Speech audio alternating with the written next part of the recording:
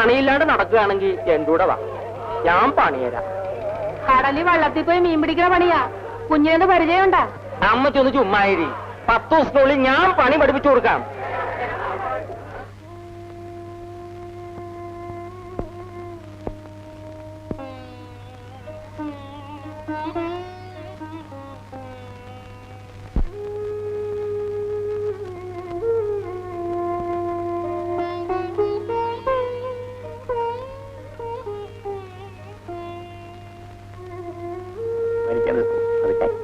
അമ്മായി എന്ത് പറയും? ഓ ശരി. പിന്നെ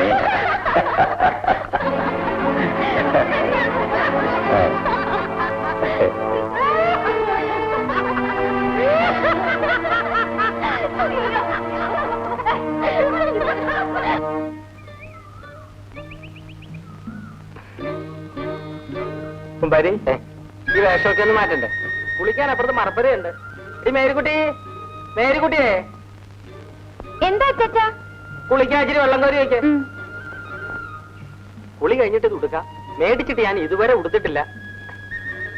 അമ്മച്ചേ, അമ്മച്ചേ, എന്നതാടാ? അലക്കിട്ടിരിക്കണ തോർത്തിക്ക് എടുത്തേ. നീ ഇങ്ങോട്ട് വന്നേ. ആ ചെറുക്കന് കുടിക്കാൻ വല്ലതും വേണമെങ്കിൽ വാങ്ങിച്ചു കൊടുക്ക്. ചോദിക്കട്ടെ. കുമ്പാരി, കുടിക്കാൻ എന്തെങ്കിലും? ഇപ്പോഴൊന്നും വേണ്ട. ഇവിടെ അടുത്തൊരു ഉഷയുണ്ട്. ഉഷ ഉപഷാപ്പ്. നല്ല 1-ാം തരം കള്ളു കിട്ടും. ചമ്മണ മേടിച്ചോണ്ട് വരാം.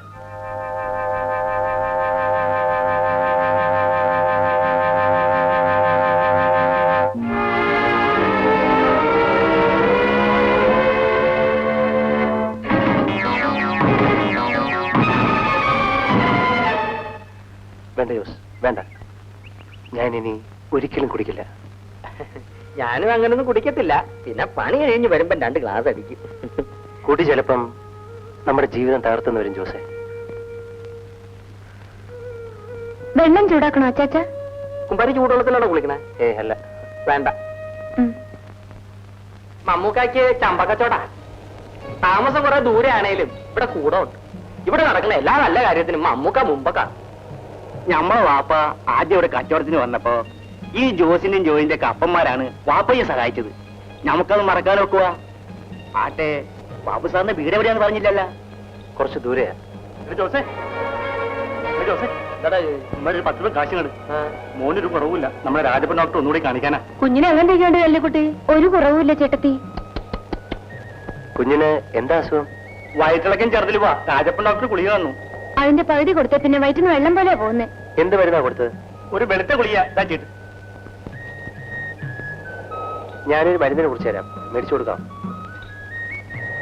സംശയിക്കണ്ട, മേടിച്ചു കൊടുത്തത്. ജോസേ, ഇച്ചിരി കടലാസം മേടിച്ചു തന്നെ. മേരിക്കുട്ടി, ഒരു കടലാസം പെൻസിലിംഗ് എടുത്താടി. കുഞ്ഞിനെ ഇങ്ങോട്ട് വന്നേരെ. അല്ല, സാറിന് മരുന്ന് കുടിക്കാൻ അറിയാവാ?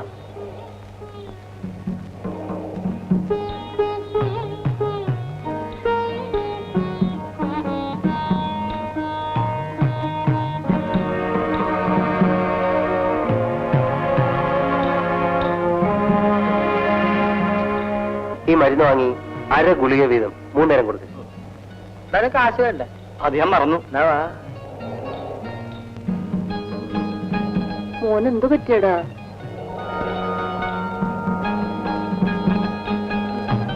കുമാര്, തന്റെ കൂട്ടുകാരൻ കുറിച്ച് മരുന്ന് മേടിച്ചു കൊടുക്കാവാ.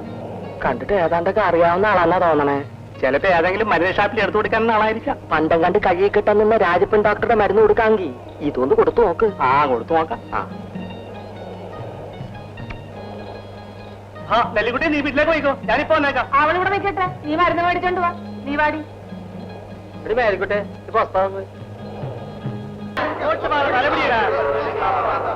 എന്നാല് കാറ് കാണുന്നുണ്ടല്ലോ. കാറ്റുണ്ടല്ല, കാറ് മാറും. വരി, നമ്മുടെ ചങ്ങായിക്കും വെള്ളത്തിൽ പോരണമെന്നുണ്ട്. ആരെ, ബാബു സാറോ? വേണ്ട വേണ്ട, കടൽ ചൊരക്കിന്റെ വാളടിക്കും സാറേ. അത് സാരമില്ല. സാരമുണ്ട്.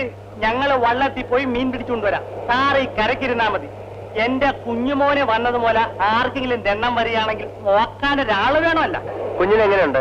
സാറിന്റെ ഒറ്റ നേരത്തെ മരുന്ന് കൊടുത്തപ്പോഴേ സൂക്കേട് പോയി. സത്യം പറയാലോ, സാറ് മരുന്നിനെ കുറിച്ച് ചെന്നപ്പം എനിക്ക് ഇച്ചിരി സംശയം ഉണ്ടായിരുന്നു. സാറിന് ചികിത്സിക്കാൻ അറിയാമോ? ഇപ്പൊ മനസ്സിലായില്ലേ? സാറിന് ചികിത്സിക്കാൻ അറിയാമെന്ന്? കൊള്ളാം. സാറില്ലായിരുന്നെങ്കിൽ എന്റെ കുഞ്ഞുമോനെ മെഡിക്കലിൽ കൊണ്ടുവേണ്ടി വന്നേനെ. സാറേ, നമ്മുടെ വയറ്റിന് ഇവിടെ ആയിട്ട് ചിലപ്പോൾ ഒരു വേദന, ഒത്തിരി മരുന്ന് കഴിച്ചതാ. ഒന്ന് നോക്കിയാട്ടെ. എത്ര ആളാ തുടങ്ങിയിട്ട്? കുറച്ചു നാളായി. ഇവിടാണോ?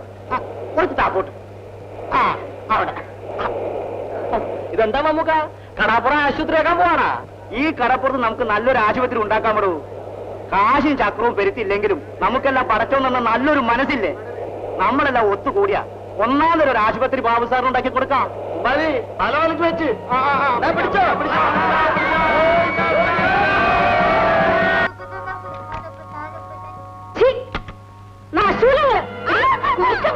ഇന്നലെ കഥ പറഞ്ഞത് ഒളിക്കാനുള്ളൊരു സ്ഥലം മേലാണ് കഥയായിട്ട് തുറന്നത്. നിന്റെ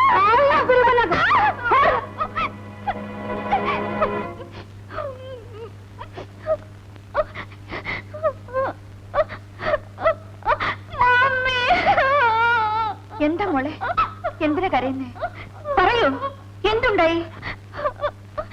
ഞാൻ കളിക്കാൻ ഓഫീസ് മുറി കയറിയപ്പോ ഉഷാന്റെ അമ്മ എന്നെ ഇവിടെ പിടിച്ച് പിച്ചി. താഴത്ത് നടക്കുന്ന വല്ലതും കൊച്ചം പറയുന്നുണ്ട്, പുറത്തു പറയാൻ കൊള്ളില്ല. ആ പെണ്ണും പിള്ളേ മകള് വന്നു കയറി അന്ന് തുടങ്ങിയതേ കുഞ്ഞുങ്ങളുടെ കാലക്കേട്. ഇതിങ്ങനെ വിട്ടാ പറ്റില്ല കുഞ്ഞെ. ഇല്ല, ഇതിങ്ങനെ വിട്ടാ പറ്റില്ല.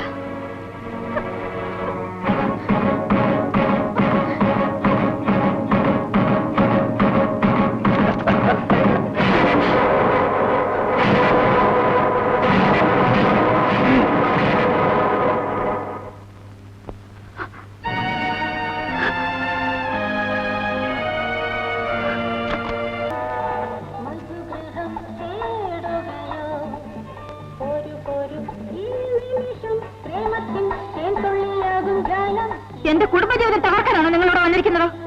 ഇത് നല്ല കൂത്ത്. നിന്റെ കുടുംബജീവിതം ആര് തകർത്തുന്ന നീ പറയുന്നത്? ആര് തകർക്കുന്നോ? ചെന്ന് നോക്കൂ, എന്റെ ഭർത്താവിന്റെ കൂടെ നിങ്ങളെ മോള് കിടക്കുന്നത് നിങ്ങൾക്കത് അറിഞ്ഞുകൂടല്ലേ? ഓ, ഇതാണോ കാര്യം?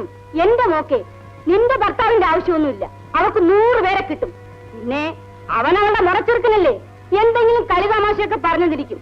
അതിനകത്ത് ചാടാനിരിക്കുന്നു. തമാശയാണല്ലേ തമാശ? പ്രായമായ പെണ്ണൊരു പുരുഷനെ കെട്ടിപ്പിടിച്ച് കിടക്കുന്നതാണോ നിങ്ങളുടെ തമാശ? ഈ നിമിഷം മകളെ വിളിച്ചോണ്ട് ഇവിടെ ഇറങ്ങാം. അത് പറയാൻ നീ ആര്?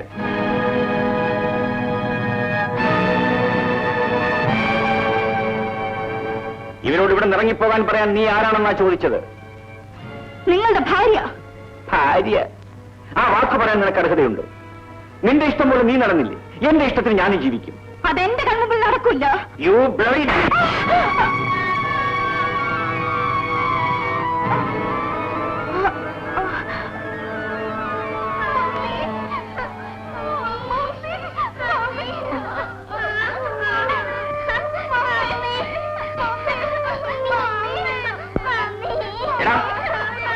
ശബ്ദിച്ചു പോകരുത്. ശബ്ദിച്ചാൽ എല്ലാത്തിനും ഞാൻ കൊന്നുകളയും.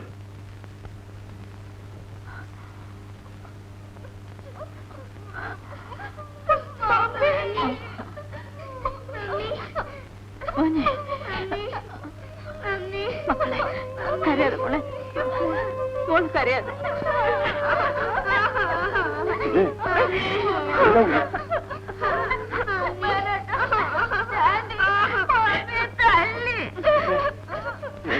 കുഞ്ഞിനെ തല്ലിയോ? കാര്യം എന്താ കുഞ്ഞെ? എന്നെ എന്റെ വിധിയാ കുമാരേട്ട. മക്കളെ,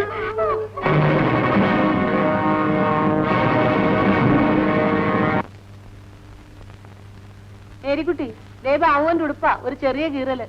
ഇതൊന്ന് തയ്ച്ചേ, ഇല്ലെങ്കിൽ അലക്കുമ്പോ മുഴുവൻ കീറിപ്പോവും.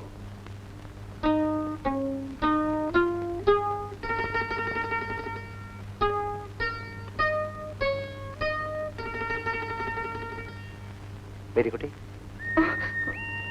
എന്റെ ഷർട്ട് തയ്ക്കുകയാണോ? നോക്കട്ടെ.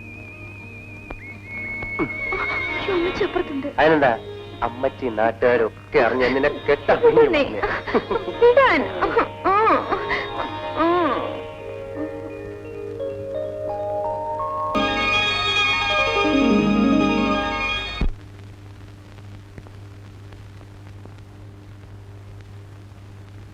എടി മേരിക്കുട്ടി, ഉടുപ്പ് തയ്ക്കാൻ പറഞ്ഞിട്ട് നീ ഇരുന്ന കനാവ് കാണുവാണ്.